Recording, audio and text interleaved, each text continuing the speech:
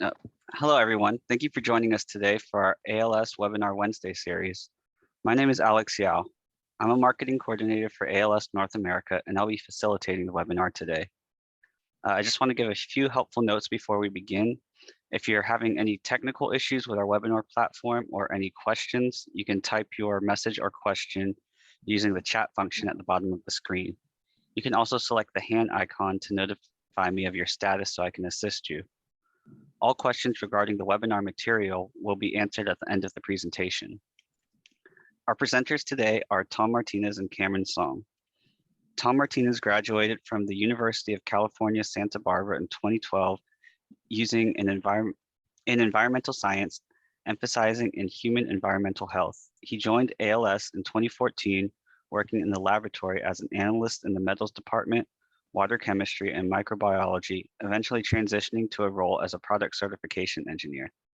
Tom's unique lab and certification background allows him to understand both the analytical testing and regulatory requirements of ALS customers.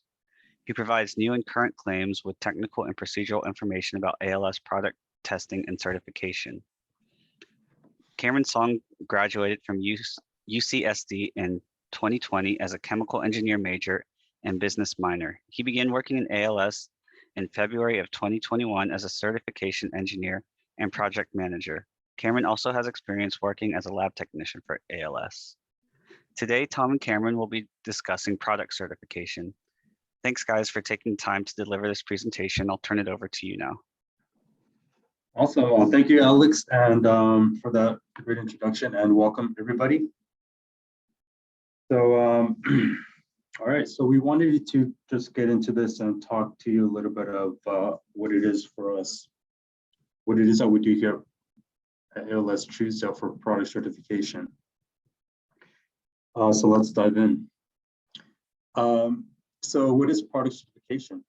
It is the process of certifying that a certain product has passed performance and quality tests and meets qualification criteria as stated by regulations.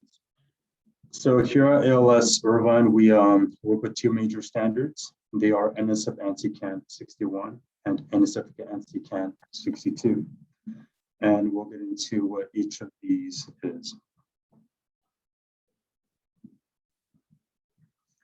All right, so NSF ANSI CAN 61, drinking water system components health effects.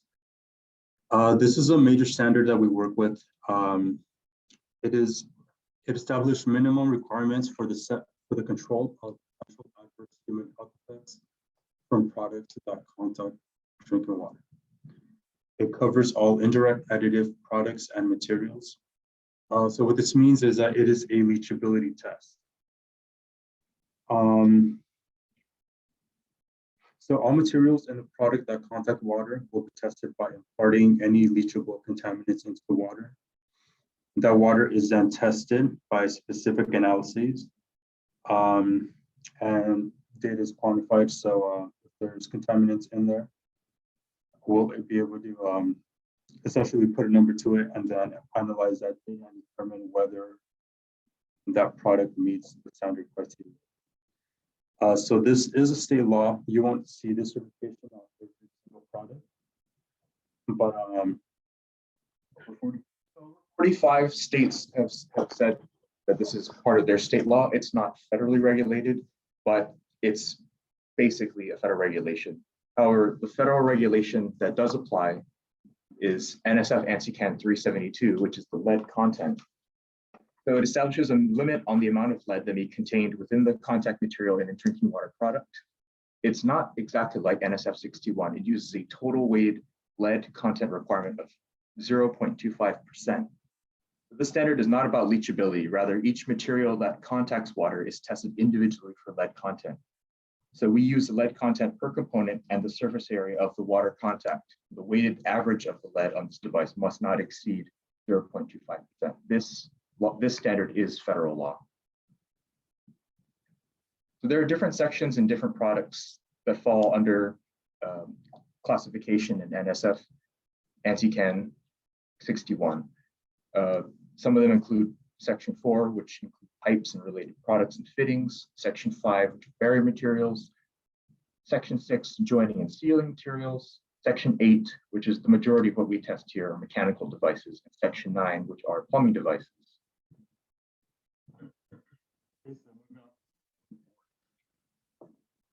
So Section 4 is one of our major products that we work with.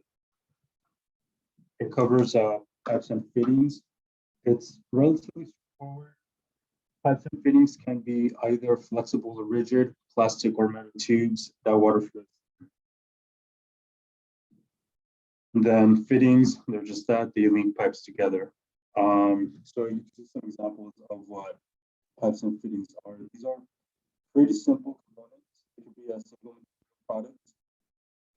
And yeah, this is pretty straightforward. The next section is barrier materials. They're liquids that are sprayed or painted on inside of pipes and tanks to protect them from the corrosive effects of water, either during storage or transportation. Some examples are polyurethanes, polyurethane sprays, and epoxy coatings, even foams. Barrier materials extend the life of the metals, pipes, and tanks. We have all heard of the case of Flint, Michigan, which the county did not add anti-corrosive material to the water that was flowing through the pipes, and it aged them even faster than normal. A lot of lead leached out of them. The barrier materials help to prevent the corrosion that leads to situations like this. Section 5 materials are tested to ensure organic compounds stay within acceptable limits of leaching and drinking water.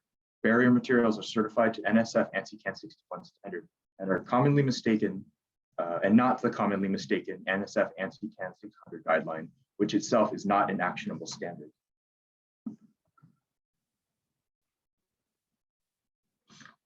All right, so is joining and sealing materials. This can be fluxes, gaskets, as you see in the picture, joining materials. Hey guys, do you mind standing a little closer to the mic? We can't hear. So these joining materials can be lubricants or cements, joining different pipes together. So this section is pretty straightforward as well. You could certify individual components like diaphragms and include that in your product. All right. So majority of the products that we test at ALS Truesdale fall under Section 8 category. These devices do not qualify as purely pipes, barrier materials, or sealing materials, but may contain them in the system. Certification engineers determine what tests are necessary to carry out for clients based on the submitted PMI sheets. Section 8 devices can be ball valves, butterfly valves, backflow preventers, or any device in the water system between the water main in the street and the faucet where you see water come out of. The last section that we test to is Section 9. This is typically where you see drinking water come out from: faucets in your kitchen sink, faucets in the bathroom, sprayers from commercial food prep. They're all considered Section 9 devices. Typically, we test to NSF ANSI CAN 61 and 372 for these devices, but many clients request to know the Q value of these products too. The Q value is the lead content present in the leaching water. Currently, a Q value of 5 or below is accepted in the US, but California has required a Q value of products sold in the state to be less than or equal to 1. This, as you can guess, is a more strict criteria. And although it places additional pressure on manufacturers to ensure the quality of their products to be in low in lead, it's ultimately good for consumers to be exposed to as little lead as possible.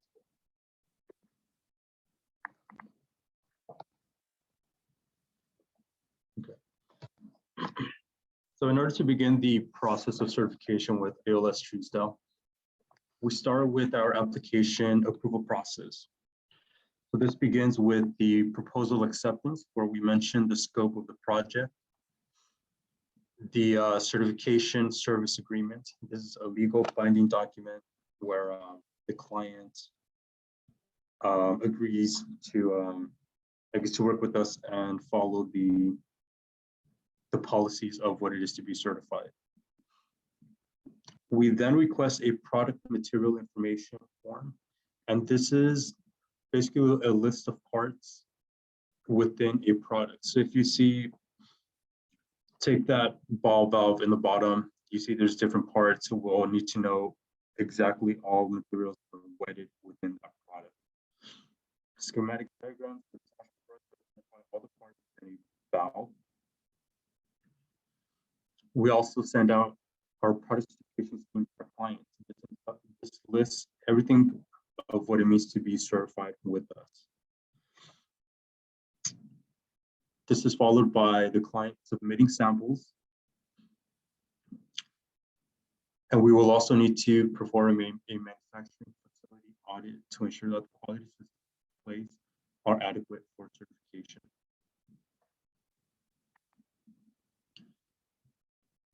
So process for continuing certification. This will give you a little idea of what it is, of what happens when we receive the samples and testing.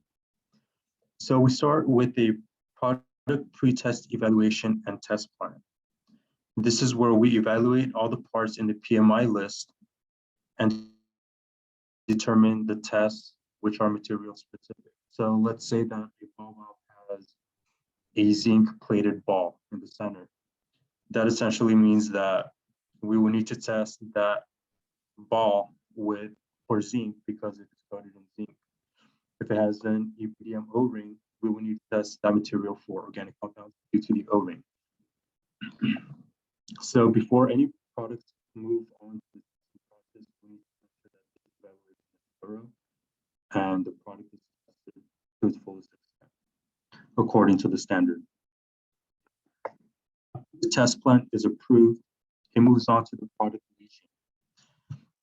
So this means that the product moves on to the laboratory, where a laboratory technician rinses the product and leaches it for an extended period of time. This is usually 3 weeks, for example, for a project, where the product is filled with water and it is decanted every 24 hours until it is finally collected on the last day. So in step 3, you'll see that the leachate water are collected and submitted for analysis. So after the data has been, after analysis data is received by a certification engineer, it is reviewed and normalized to reflect normal use conditions. The normalized data package goes through a toxicological evaluation where detected compounds are verified. The final review ensures that the required forms and data reports are in place before moving to final certification decision, where the certification is officially signed off.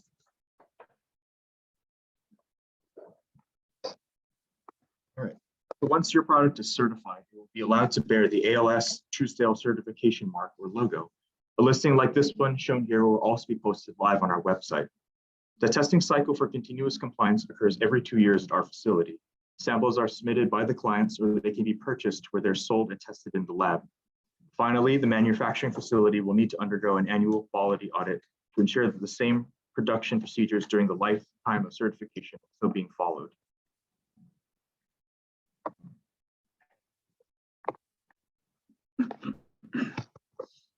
Okay, I wanted to talk a little bit about impartiality in certification. This is important and it is integral in the certification space.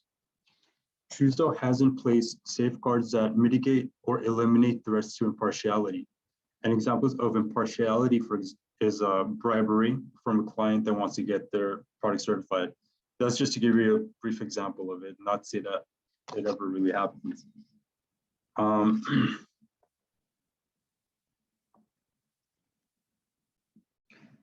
So we are accredited by ISO, by ANSI, which is the American National Standards Institute, and the Standards Council of Canada. This is SCC, and they give us accreditation to ISO 17065 and 17025. So the ANSI accreditation gives us access to the American market, while SCC accreditation gives us access to the Canadian market. So if you certify with ALS Truesdale, you will be certified in both the American and Canadian markets. So you'd be able to sell your products in both countries.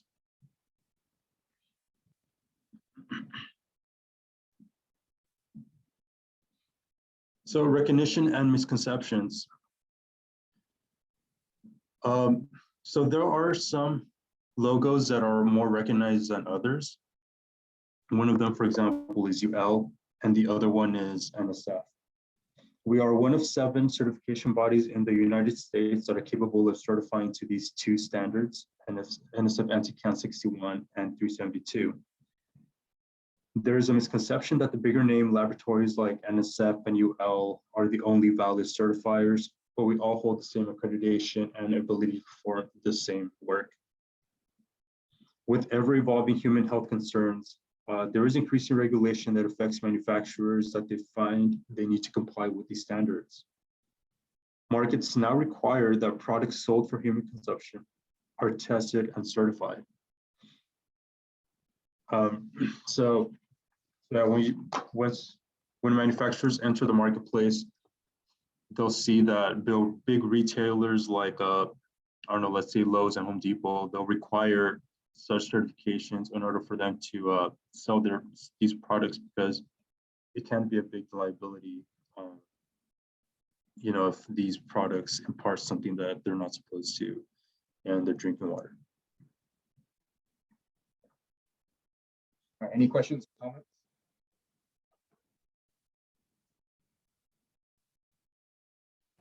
Thanks, guys. We're going to open up the forum for questions now. If people could write out their question using the Q&A function in the toolbar at the bottom of the webinar. Attendees can also see all submitted questions using this window. I'll give everyone a few moments to type in their questions, and I'll review some brief notes. This webinar presentation has been recorded. All participants of this webinar will receive a follow-up email once the recording is available to view. We also post our webinars on our ALS Global website and our ALS YouTube channel in the webinar playlist. I encourage you to find a wide range of video resources and past Webinar Wednesday presentations available there. Also, please follow our company page on LinkedIn as we post announcements and registration links to future webinars and other valuable resources and updates. It doesn't look like we have any questions yet. We'll give people just a couple moments to see if they have anything.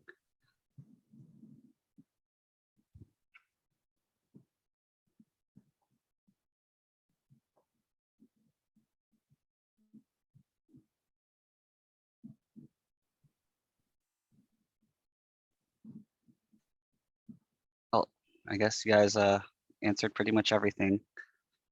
Great. If no one wants to ask any questions, or if you'd rather send us an email privately, you can definitely do that. Just go on our website. The TrueSale website is fine, ALS Global is fine, or you can email Tom or me. My email is cameron.song@alsglobal.com. And my email is t.martinez@alsglobal.com. Thanks, guys. We do have one question from Adam. He asks, could you go over the process for the section 3.4 exemption in NSF 61? Okay, so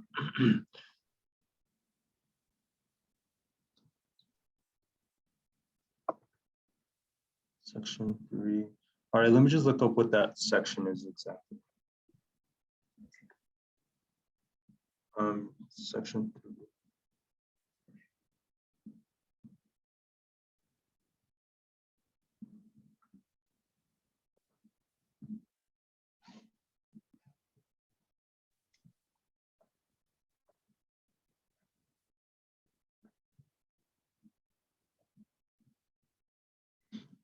So section 3.4. Yes. Okay, give me 1 second.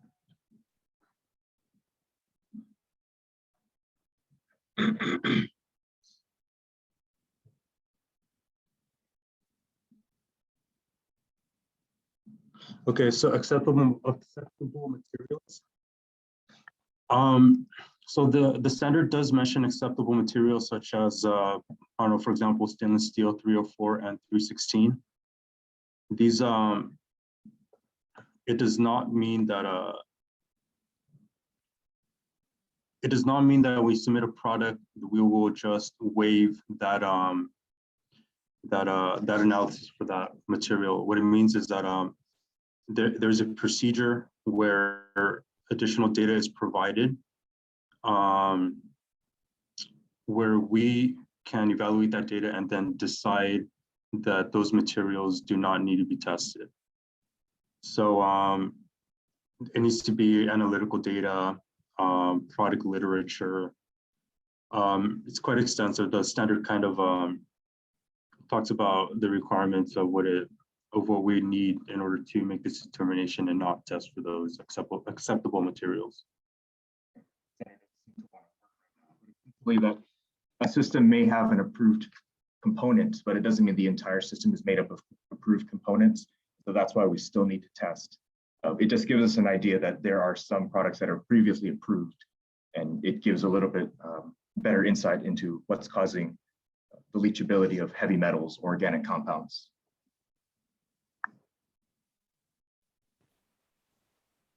Great, thanks. Do we have any more questions?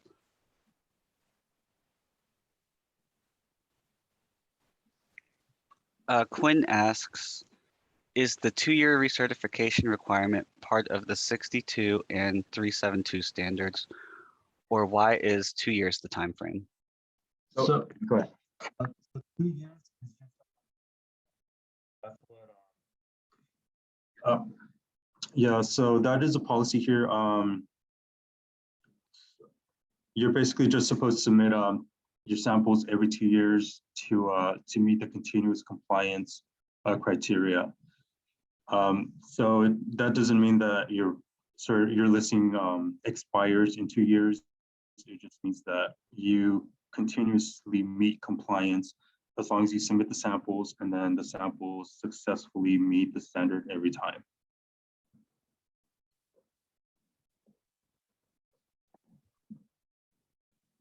Thanks.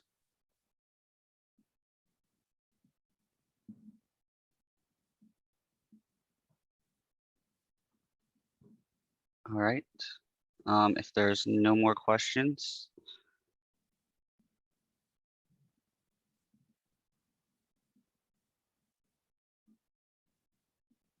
yep, it looks like I think we're good.